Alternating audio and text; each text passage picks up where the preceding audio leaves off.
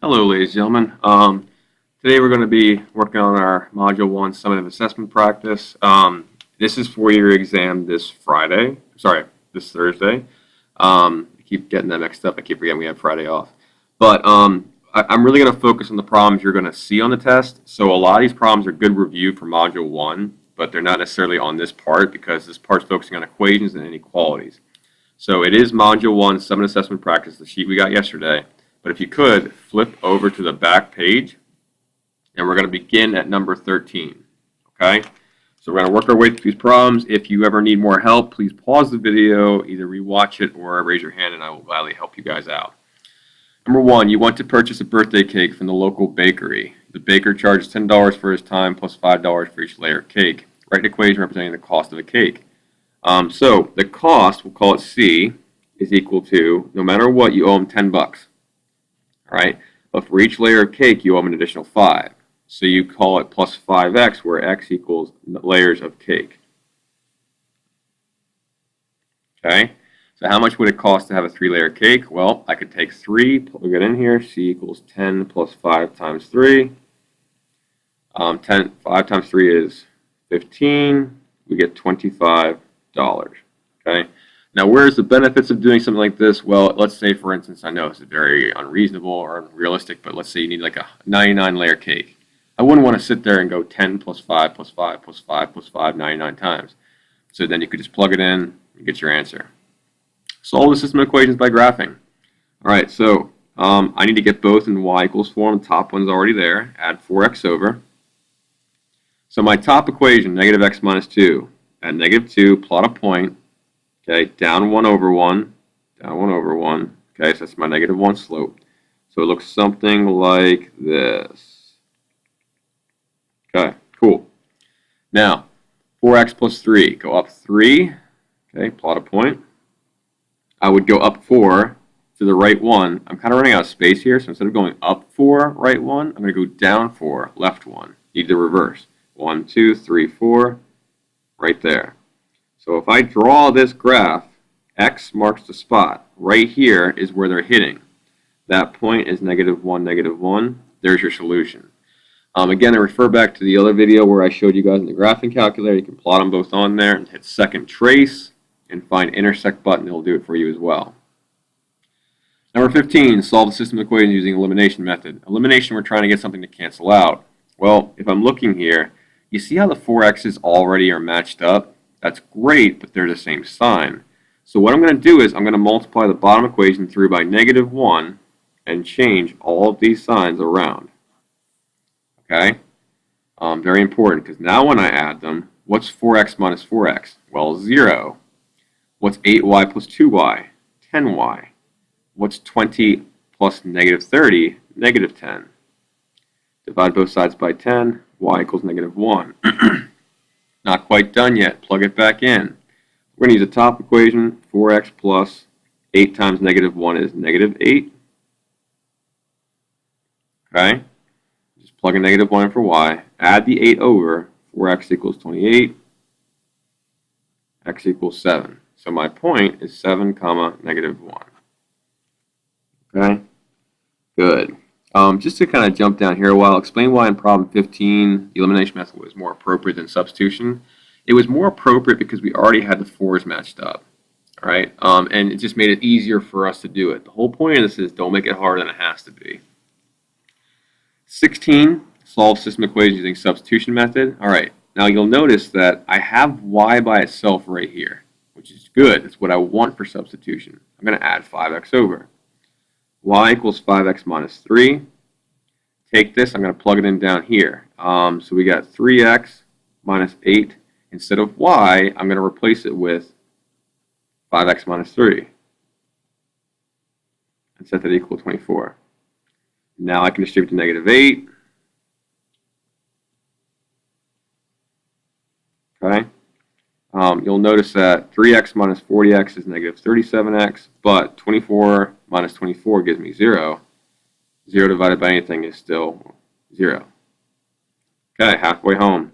Plug it back up top. I like just plugging it into the equation over here. So 5 times 0 is 0 minus 3. My y is negative 3. So my final answer is 0, comma, -3. All right.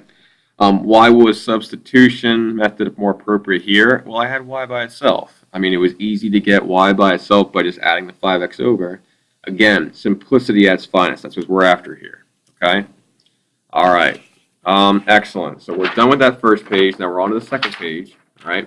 We got a few more here to go. 1, 2, 3, 4, 5, 6, 7, 8. 8 more problems. Solve the following compound inequality. Graph the solution of number line. This is a triple inequality, which you do to one side, you do all three sides. Or it's compound inequality. I like to call it triple because there's three parts to it. Subtract 4, subtract 4, subtract 4. -12 is less than or equal to -2x is less than 6. Now I'm going to divide everything by -2. You got to keep in mind that when you divide by -2, every inequality sign flips.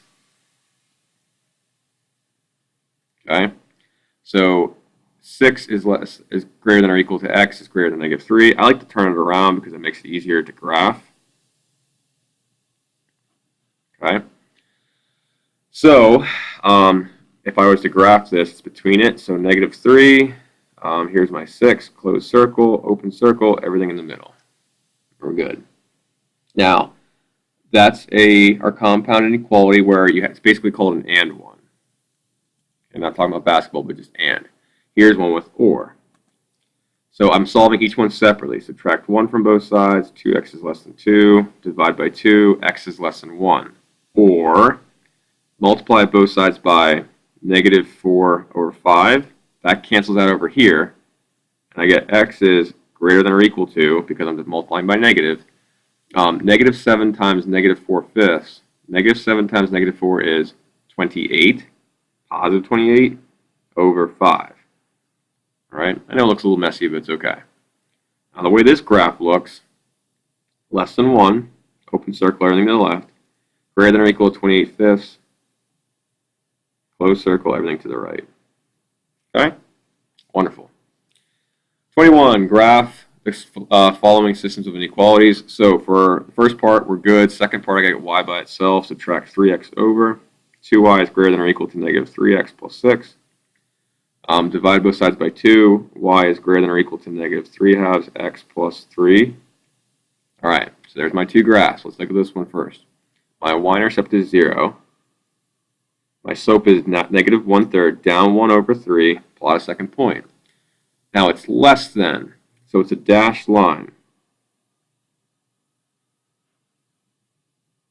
Okay, there's my dashed line. That's not perfect, but everything less than it, kind of shade in one direction. Okay, y is greater than or equal to -3/2 x plus 3. 3 is your y-intercept. -3/2, down 3 over 2, plot a point. Okay, and it's greater than or equal to, so it's going to be a solid line. That's everything above it. Okay, the only part where it overlaps is down here in this little corner. Okay, so what does, explain using complete sentences what the double shaded region represents? Well, it's your solution set. These points down here, which again goes on for infinity as this graph gets larger and larger, are all the points that work for this particular system of inequality. Okay, that's the whole point behind it. Awesome.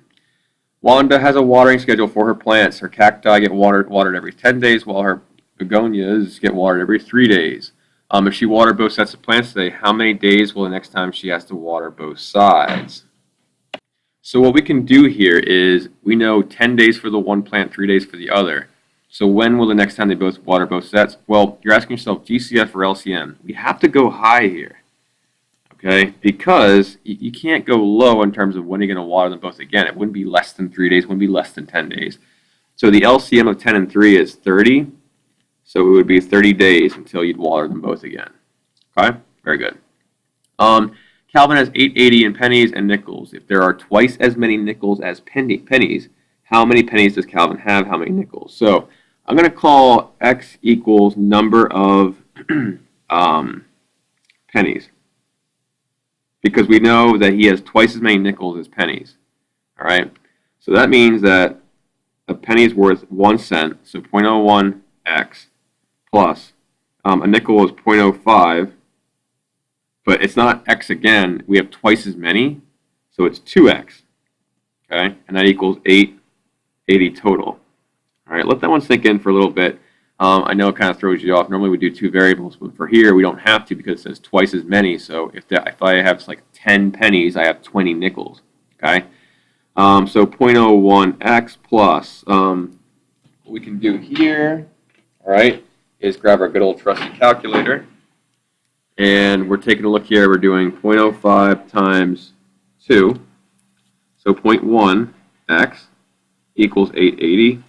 0.1 plus 0.01 gives me 0.11x equals 880.